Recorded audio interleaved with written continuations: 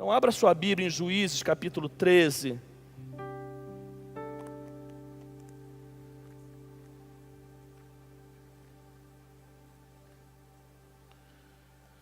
Nós leremos Juízes capítulo 13, os versículos de 1 a 5. E depois nós leremos o versículo 24. Juízes capítulo 13, versículo de 1 a 5. E depois nós leremos o versículo 24. O título desse capítulo, Nascimento de Sansão. Os israelitas voltaram a fazer o que o Senhor reprova, e por isso o Senhor os entregou nas mãos dos filisteus durante 40 anos. Certo homem de Zorá, chamado Manoá, do clã da tribo de Dan, tinha mulher estéril. Certo dia o anjo do Senhor apareceu a ela e lhe disse: você é estéril, não tem filhos, mas engravidará e dará à luz a um filho. Todavia tenha cuidado para que não beba vinho nem outra bebida fermentada e não coma nada impuro. E não se passará navalha na cabeça do filho que você vai ter, porque o menino será nazireu, consagrado a Deus desde o nascimento. Ele iniciará a libertação de Israel das mãos dos filisteus. Versículo 24. A mulher deu à luz um menino e pôs-lhe o nome de Sansão. Ele cresceu e o Senhor o abençoou. 25 ainda. E o Espírito do Senhor começou a agir nele, quando ele se achava em Maanedã, entre Zorá e Estaol. Pai, nós oramos ao Senhor nesse momento. Clamamos, Deus, pela Tua graça, pela Tua misericórdia, pela unção, Senhor, do Teu Espírito, e pela condução dessa palavra. Nós oramos em nome de Jesus, amém e amém. Queridos, no Antigo Testamento nós encontramos toda a caminhada e trajetória do povo de Israel. E essa caminhada ela é dividida em vários momentos: o momento dos patriarcas, o momento que o povo é escravizado no Egito, a libertação do povo do Egito, o momento dos juízes, o momento dos reis, o momento do exílio, o pós-exílio. E existe uma caminhada longa do povo de Israel, que nós podemos encontrar acesso a isso nos textos do Antigo Testamento. E Sansão está inserido na época dos juízes. Já te falei aqui que os juízes é uma época que antecede a época dos reis.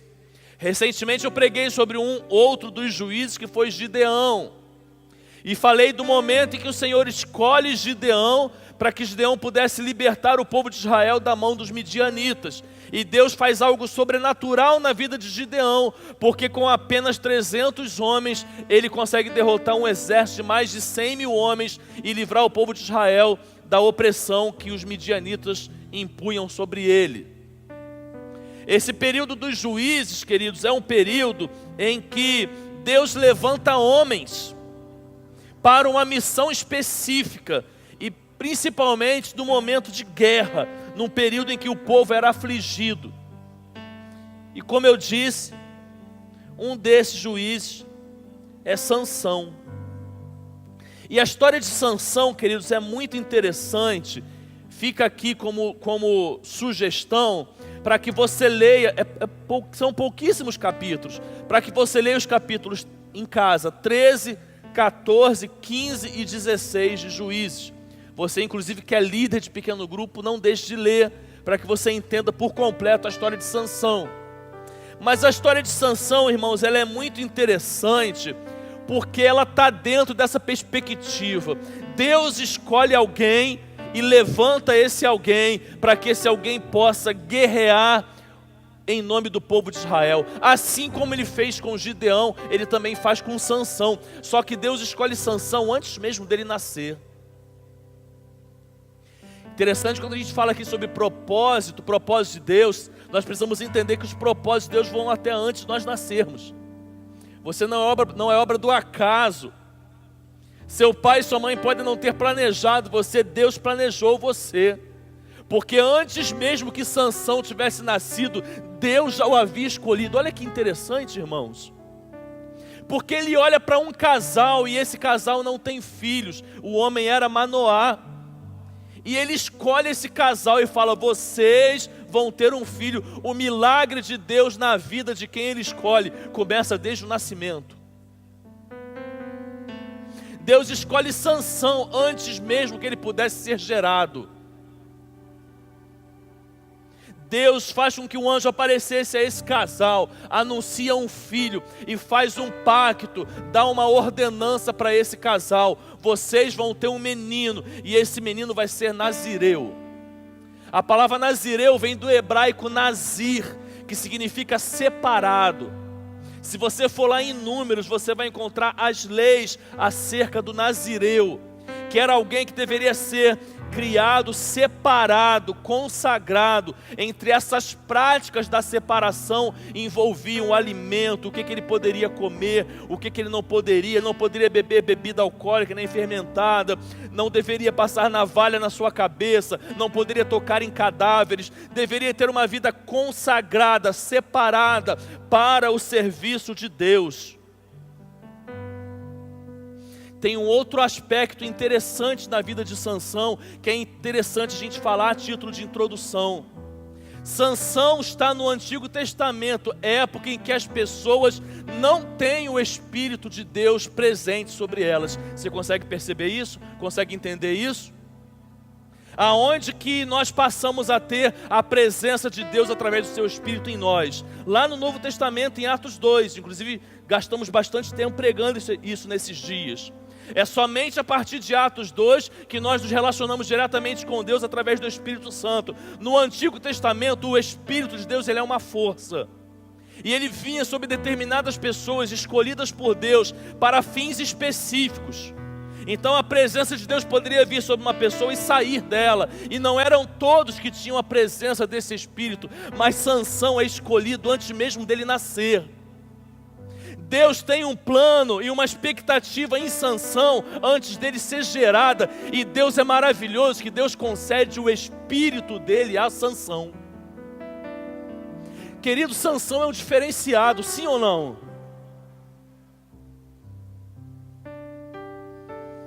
Deus escolhe ele. Deus presenteia os seus pais com ele. E Deus concede o seu Espírito a ele. Seria bom se a gente pudesse parar aqui, né? Eu, como pregador, gostaria de parar aqui. A mensagem terminaria uma maravilha se a gente pudesse parar aqui. Mas aqui entra um pouco do que eu quero falar nesse tema. Sansão era forte, era um escolhido de Deus, antes mesmo de nascer, diferente de todo mundo, recebeu o Espírito de Deus, tinha um potencial enorme, mas fracassou.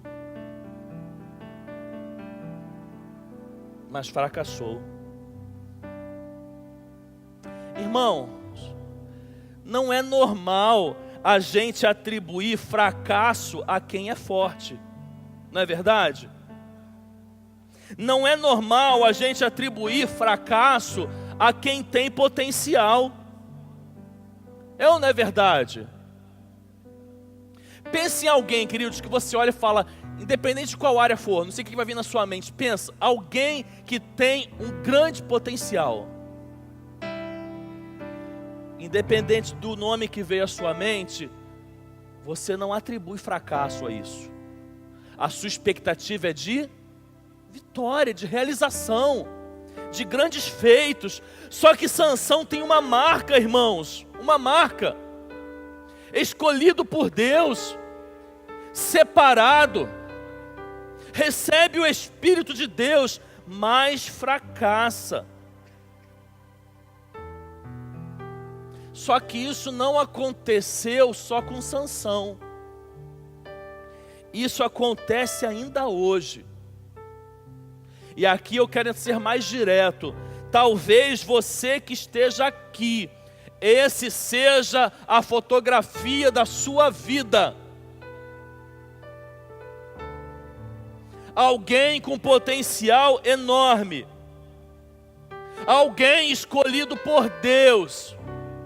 Visto por Deus, desejado por Deus, mas alguém que as coisas não dão certo. Com todo respeito, talvez você presente aqui hoje seja uma decepção.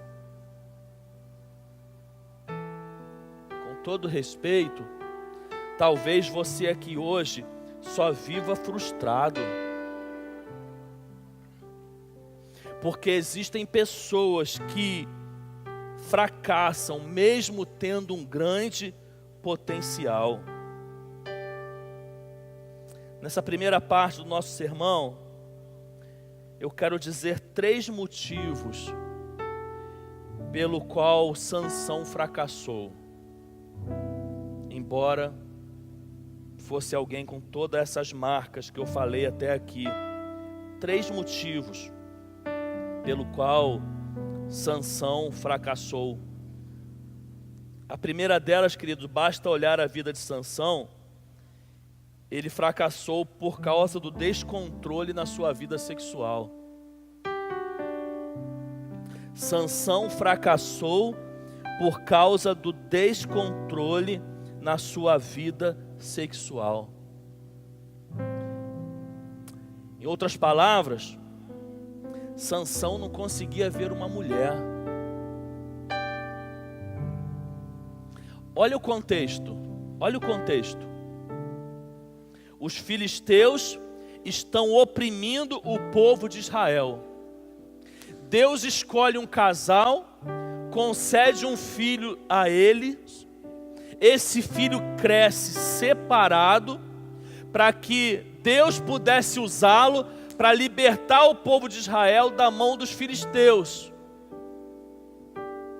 Quando ele vai dar uma volta lá no meio do povo filisteu, o que acontece com ele? Ele se encanta com uma mulher filisteia. Mas ele não se encanta, queridos, assim como quem olha e simplesmente desejasse um pouco. Ele fica maluco por uma mulher.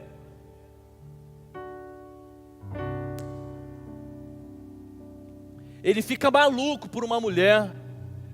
E ele corre para casa.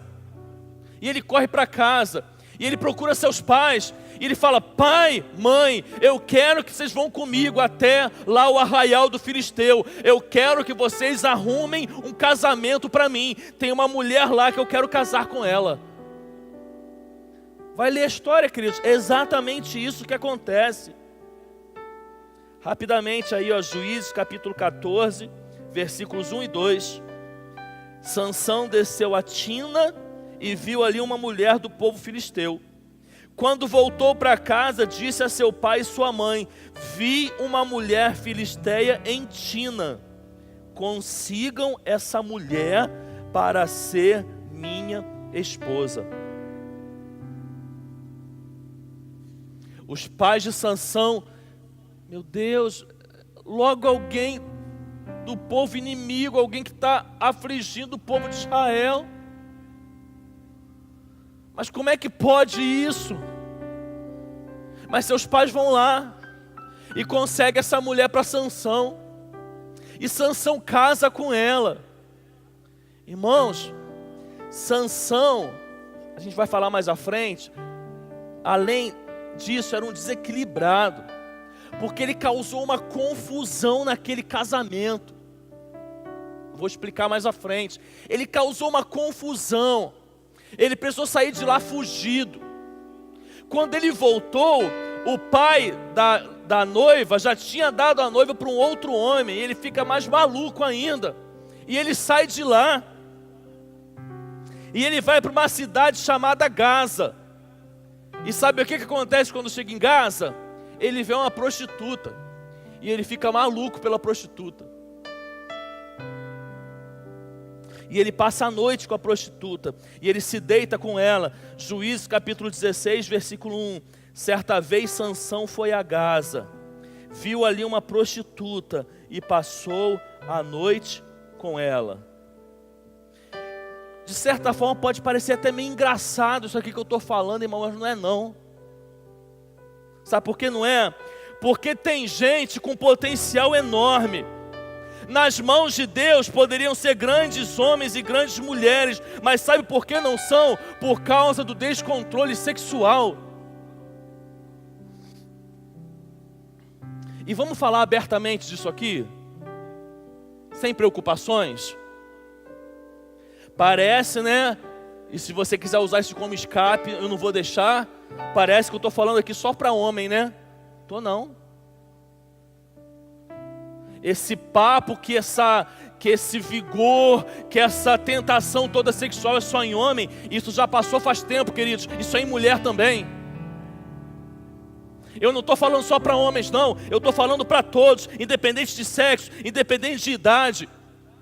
Tem gente que tem um potencial enorme, que nas mãos de Deus pode fazer grandes coisas, que Deus tem sonhos, expectativas, mas a vida não avança, porque tem um descontrole da vida sexual.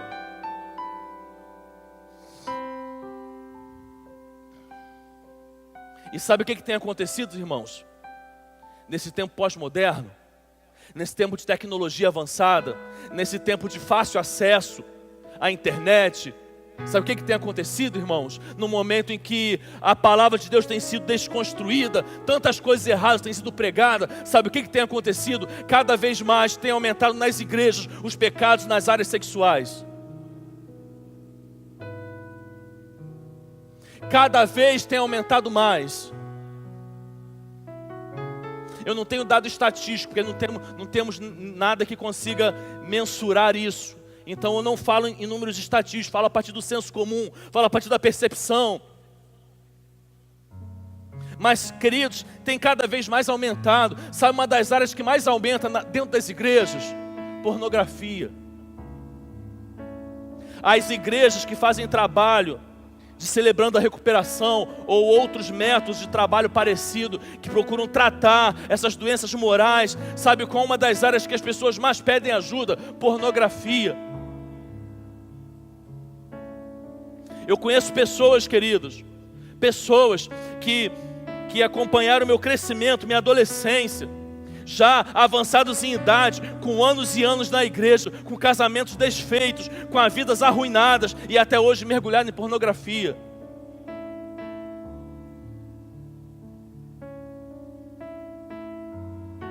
Distúrbios sexuais em jovens. Jovens, queridos, que estão dentro da igreja e muitas vezes estão lutando contra o homossexualismo e muitas vezes não conseguem vencer. Adultério. Por quê, queridos? Porque as pessoas são desejadas por Deus. As pessoas são projetadas por Deus. Deus tem propósito na vida das pessoas. As pessoas têm um potencial enorme para trilhar caminhos nas mãos de Deus, mas o diabo não quer que isso aconteça. Ele usa de todos os métodos para desviar as pessoas daquilo que elas têm potencial para serem Deus, e muitas têm cedido ao apelo das áreas sexuais. Quero falar a segunda característica que tirou Sansão do potencial e daquilo que Deus tinha para ele: a sua ganância desmedida. Ganância, busca incessante pelo lucro, pela vantagem. Outra marca na vida de Sansão. Quero que mais uma vez, quando você estiver em casa, você volte ao texto. Você vai encontrar tudo que eu estou falando. Não tem a história do casamento que eu contei? Que os pais dele vão lá e conseguem o casamento para ele? Que a Sansão vai lá, casou com a mulher que ele mais desejou, casou com a mulher que ele ficou maluco por ela. Mas chega na hora do casamento, ele está preocupado em levar vantagem. Ele está preocupado em dar a volta em alguém. Ele está preocupado em se sobressair em relação aos outros. E ele cria lá um enigma, uma espécie de uma aposta. E ele aposta coisas caras, roupas caras.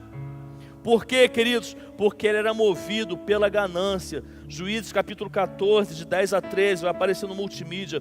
Seu pai desceu à casa da mulher, e Sansão deu ali uma festa, como era costume dos noivos. Quando ele chegou, trouxeram-lhe 30 rapazes para o acompanharem na festa. Vou propor-lhes um enigma, disse-lhe Sansão. Se vocês puderem dar-me a resposta certa durante os 7 dias da festa, então eu lhes darei 30 vestes de linho e 30 mudas de roupas. Se não conseguirem dar-me a resposta, vocês me darão 30 vestes de linho e 30 mudas de roupas.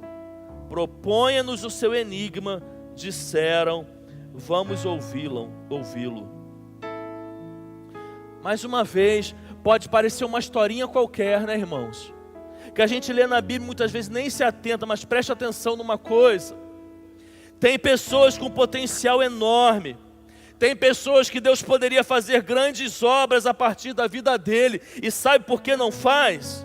Porque a todo tempo, a todo instante, ele só se preocupa em levar vantagem na vida de alguém, porque ele é movido pela ganância. O ganancioso valoriza o serviço dele e desvaloriza o serviço do outro. Você conhece gente assim?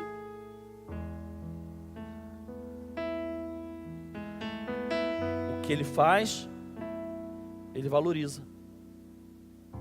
Quando ele vai dar o preço, ele dá aquele preço mais caro. Aí vem alguém, às vezes para fazer um serviço para ele. E às vezes aquela pessoa que está vindo, sabe, estava desempregada.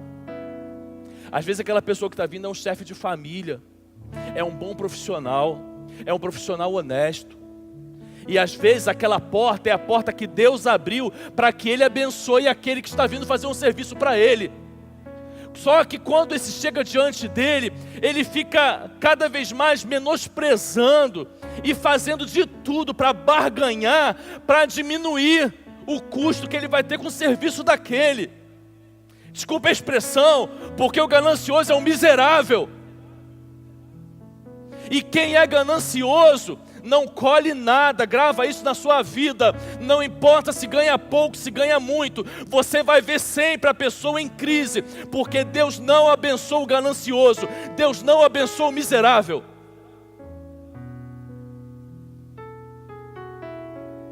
Ver um crente assim, irmãos, desculpa a sinceridade, é uma das piores coisas que tem. Eu não gosto de ter o desprazer de caminhar com um crente que tem esse perfil, porque isso não é de Deus.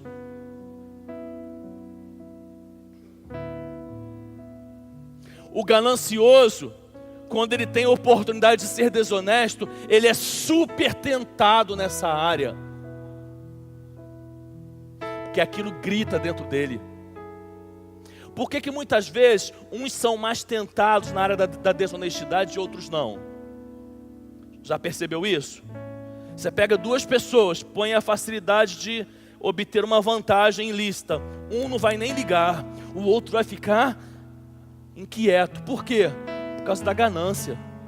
É a ganância que move o desonesto. É a ganância que move o desonesto. Às vezes o desonesto, ele procura levar vantagem, não é porque ele não tem não, às vezes ele até tem, mas ele quer ter mais. Ele quer ter de forma fácil. O ganancioso, muitas vezes não tem pudor não tem princípios, porque ele quer ganhar, ganhar e ganhar. Meu irmão, se você é alguém com esse perfil, que essa palavra que nós dissemos que tem poder, ela mude você hoje em nome de Jesus. Porque não dá para admitir ver isso na vida de um crente. Às vezes, querido, a pessoa chama alguém para limpar a casa dela. E a pessoa que vai lá, querido, fazer um serviço desse, muitas vezes é porque não tem acesso a um outro tipo de emprego melhor. E às vezes a pessoa vai lá e cobra um preço que é justo. E a pessoa fica lá, barganhando para que aquele valor seja diminuído.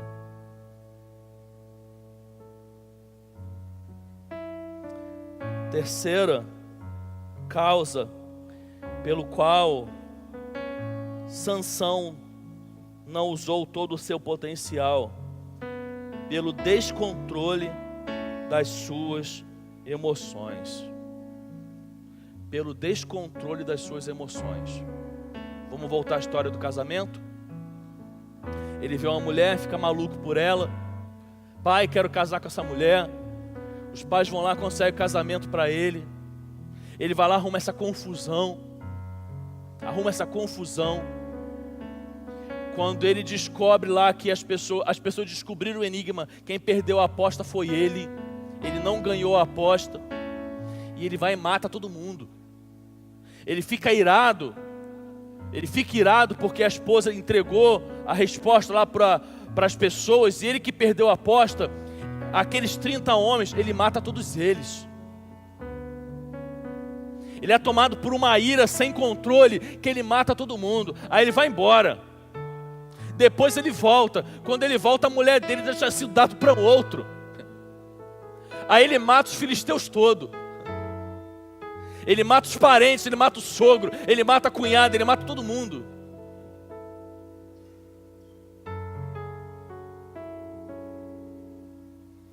Não vou ler o texto, você vai encontrar isso. Os capítulos 14 e 15 de Juízes. Mas o que move Sansão? O que domina ele? Ira e vingança. Ira e vingança. Sabe por que muita gente, embora tenha potencial, não dá certo? Porque não sabe controlar a sua ira. Porque não sabe controlar as suas emoções. Às vezes a pessoa trabalha num bom emprego. Às vezes ela tinha uma oportunidade de conseguir grandes coisas no seu emprego. Sabe por que não consegue? Porque não consegue controlar suas emoções. Porque na primeira indisposição ele quer enforcar o chefe. Não que às vezes não tenha vontade, mas vontade é uma coisa que dá e a gente controla. Ele vai lá e ele quer matar o chefe. Ele é descontrolado, não tem outra palavra, ele é um descontrolado. Ele não sabe conversar. Quando acontece uma situação difícil, ele já começa falando gritando. O tom dele de voz aumenta 10 vezes. Ele não sabe conversar as situações difíceis, ele só sabe gritar. A ira o domina. Chega no trânsito, alguém fecha ele quer matar a pessoa, ele desce do carro, ele vai tirar satisfação. Quando tem uma discussão, se tiver alguma coisa na frente, ele pega aquilo e joga para o alto, e joga no chão. Porque não é ele que controla as suas emoções, são as emoções que controlam ele. Tem muita gente que poderia fazer grandes coisas, tem muita gente com potencial enorme, mas não avança, a vida não vai para frente, as coisas não dão certo, porque não conseguem controlar a sua emoção.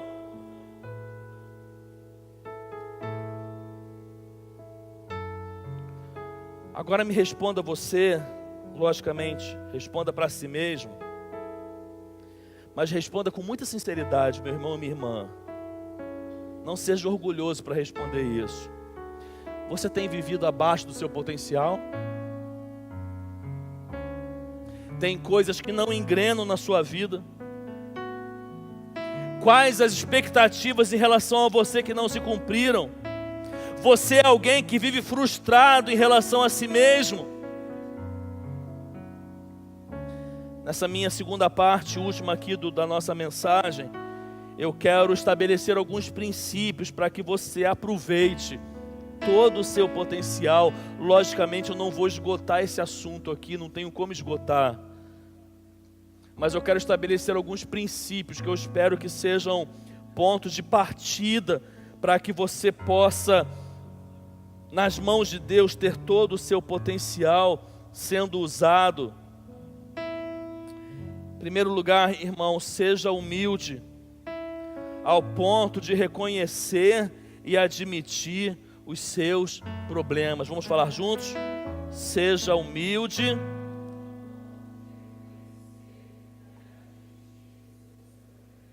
Estamos falando sobre força, né? Deixa eu dizer uma coisa: forte não é quem se acha perfeito. Tem gente que se acha o tal.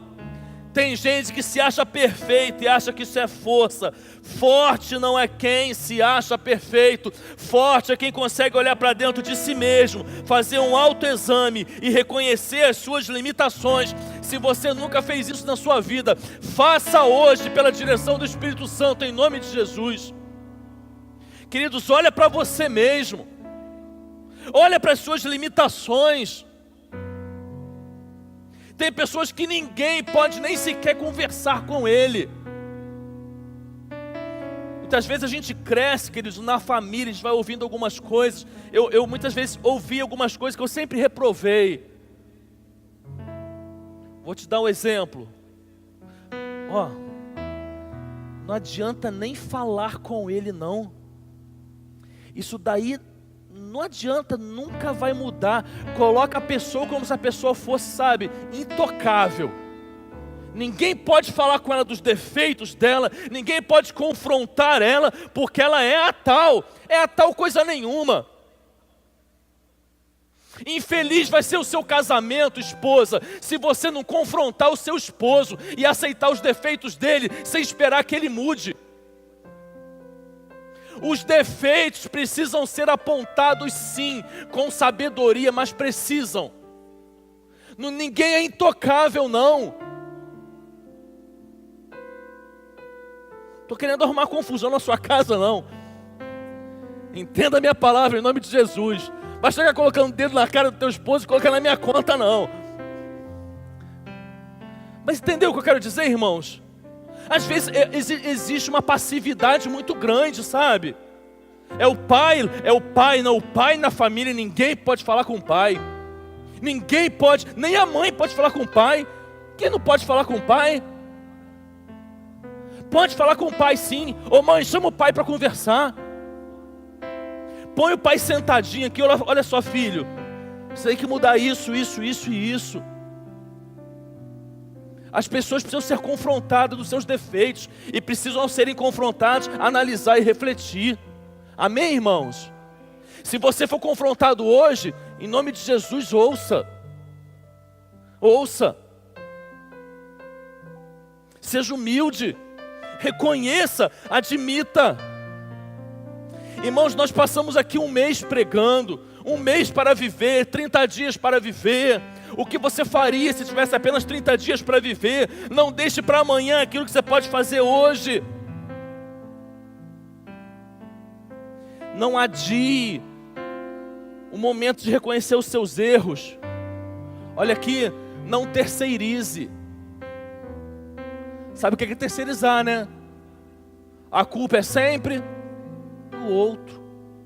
Tem gente que é assim, irmãos.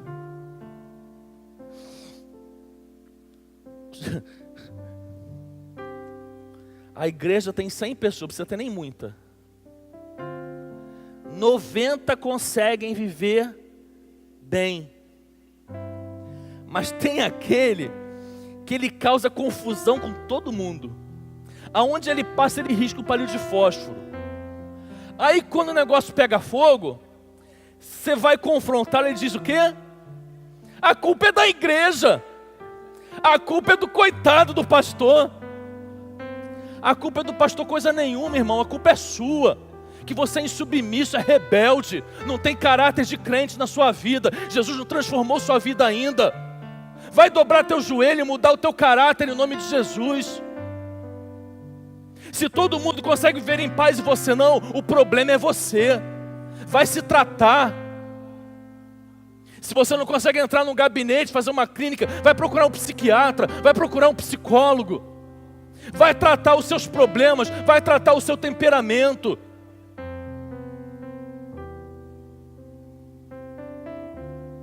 Não fuja. Não fuja. Tem pessoas que quando aperta, ela faz igual sabão, ela escorrega. E ela foge de tudo quanto é forma. Irmãos, não fuja. Segundo lugar, para que você possa ter todo o seu potencial usado, lidere os seus sentimentos. Lidere os seus sentimentos. É lógico, irmãos, que eu estou falando aqui de uma área que não é fácil, né? Às vezes a gente é questionado com alguma palavra, às vezes alguém não concorda, não tem problema nenhum a pessoa chegar e discordar de algum ponto, a gente conversa, tenta explicar. Lidere seus sentimentos, não estou falando de algo fácil. Seria muito bom se fosse fácil, né, irmãos? Controlar os nossos sentimentos. Mas tem que ter luta. Entende? Tem que ter luta. Eu vou viver a síndrome de Gabriela, eu nasci assim, eu cresci assim, vou morrer assim. Coisa nenhuma, irmãos, vamos lutar. Vamos lutar. Primeiro porque você não nasceu assim. Você desenvolveu. E se você desenvolveu, você pode desenvolver. Ao contrário, você pode mudar. Mas tem que lutar.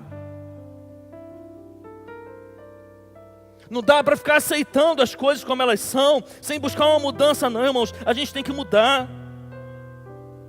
Olha, Jeremias capítulo 17, versículo 9 e 10 vai dizendo: o coração é mais enganoso que qualquer outra coisa, e sua doença é incurável.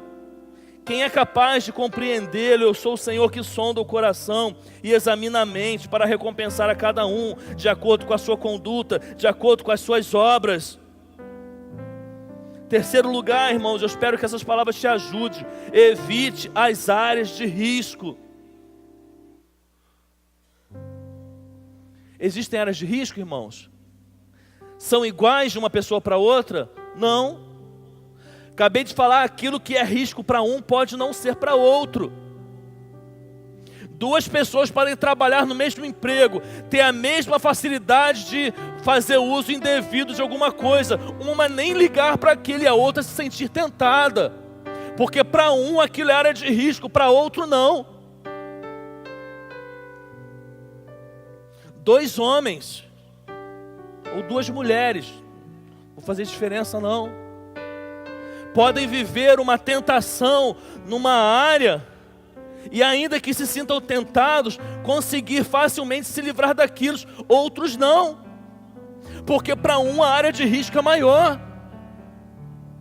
Então, o que se deve fazer em relação à área de risco? Fugir. A gente pregou aqui semana passada sobre Gênesis capítulo 3. E volta e meia quando eu prego esse texto eu falo o que Eva deveria ter feito quando viu a serpente. E a serpente quis puxar assunto com ela. Correr, irmãos. Correr ainda gritando: Adão, Adão. A serpente. Correr. Às vezes a gente pensa que a gente é super-homem, né? Às vezes a gente correr perto da área de risco, a gente estufa o peito e chega perto dela.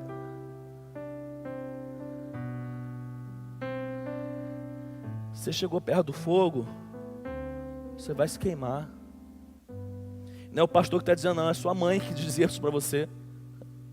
Você foi para a chuva, você vai se molhar. Tem meio termo não. O caminho é fazer o quê? É fugir, é evitar a área de risco. E em último lugar, e não menos importante, mas o mais importante, que é onde eu quero terminar, deixe o Espírito de Deus dirigir a sua vida. Presta muita atenção no que eu vou te dizer aqui. Sansão tinha muita força e um potencial enorme, mas fracassou porque deixou de ser guiado pelo Senhor. Olha o que diz Juízes 16, 20. Leiam, por favor, Juízes 16, 20. Juízes 16, 20.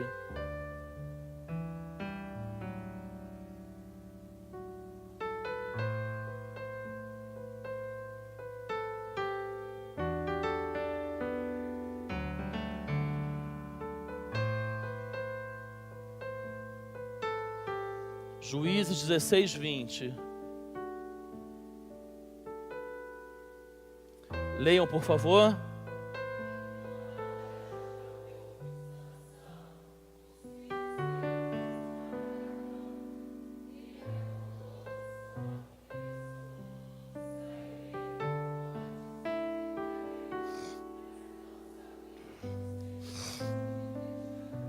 Lembra que eu falei da atuação do Espírito no Antigo Testamento? Uma força que vinha sobre determinadas pessoas para um fim específico, para uma obra específica. O que aconteceu com Sansão no finalzinho do versículo? O Senhor o havia deixado. Qual é a lição, irmãos? O seu potencial longe das mãos de Deus não vale nada.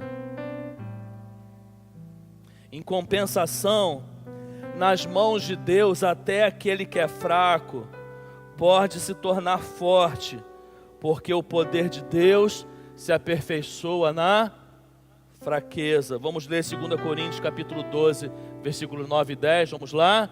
Mas ele...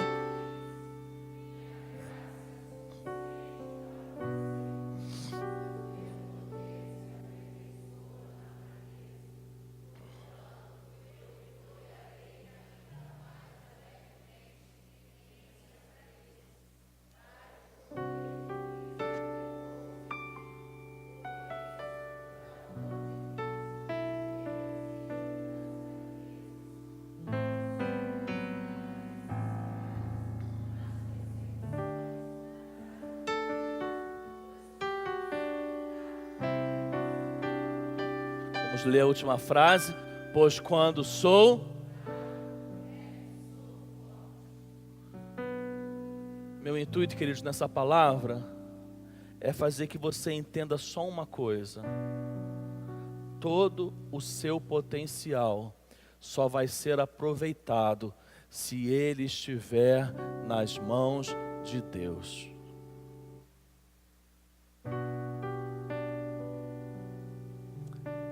Você consegue entender isso? Todo o seu potencial só vai ser explorado e aproveitado se ele estiver nas mãos de Deus. Longe das mãos de Deus, aquilo que é forte se torna fraco. Aquilo que tem potencial deixa de ter. Nas mãos de Deus e pelo poder dele, ele pode fazer até o contrário. Que absurdo! É muito comum ouvir isso. Quem merecia aquela promoção era eu. Não tem ninguém nessa empresa mais habilitado, mais capacitado, mais em condições, com mais experiência para assumir aquilo do que eu. Só que foram dar justamente essa vaga para uma pessoa que é muito inferior. Muito inferior pode ser talvez aos seus olhos, mas aos olhos de Deus talvez não. Porque o homem é capaz de ver somente aquilo que o olho vê, e Deus é capaz de ver o coração. Às vezes a pessoa, queridos, ela é pequena. Você olha para ela, você não dá nada por ela. Mas para a honra e glória de Deus, e aquilo não o toma, ela se torna um grande homem, uma grande mulher. A família dela é uma família abençoada, a casa dela vive em paz, porque todo o potencial dela, ainda que fosse pouco, foi colocado nas mãos de Deus.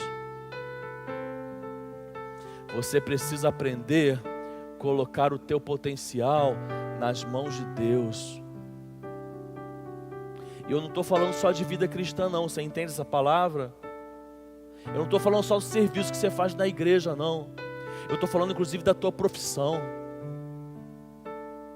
Eu estou falando dos lugares onde Deus poderia te levar e você não vai porque você quer ir sozinho. Deus pode te levar a lugares muito maiores do que você imagina.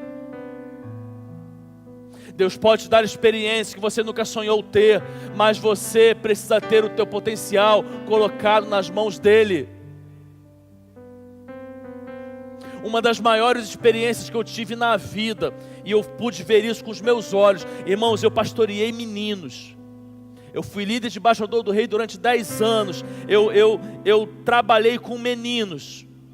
E por trabalhar com meninos, eu vi esses meninos crescerem. Muitos deles eu comecei a trabalhar na década de 90. Então eu vi esses meninos crescerem, formar família, buscarem suas profissões. E eu consigo olhar a trajetória desses meninos que eu pastoreei. E eu vejo algo claro. Aqueles que colocaram Deus como prioridade tiveram os melhores destinos. É fato isso. As coisas às vezes são claras para a gente. É a gente que não quer enxergar. Aquele que coloca Deus em primeiro lugar tem os melhores destinos. Deus prepara os melhores caminhos. Eu posso testemunhar sobre isso.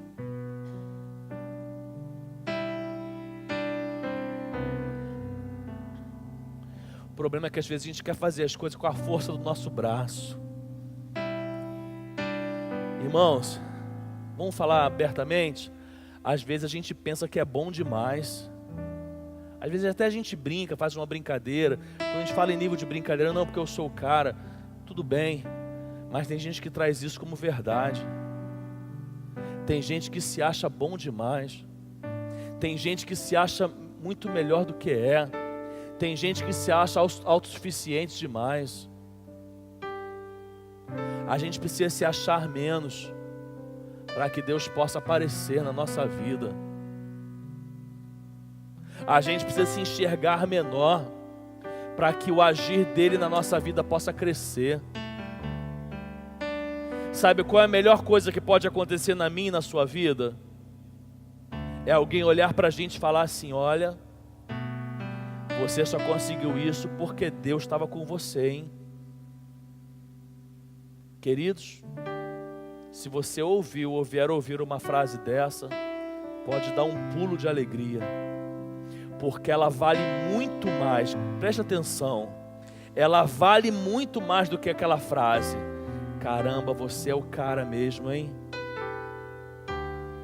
Você não é o cara coisa nenhuma. O cara é Jesus. E isso precisa ser verdade na nossa vida. Meu potencial nas mãos de Deus. Amém, irmãos? Você recebe essa palavra? Aplauda o Senhor em nome de Jesus. Ministério de louvor.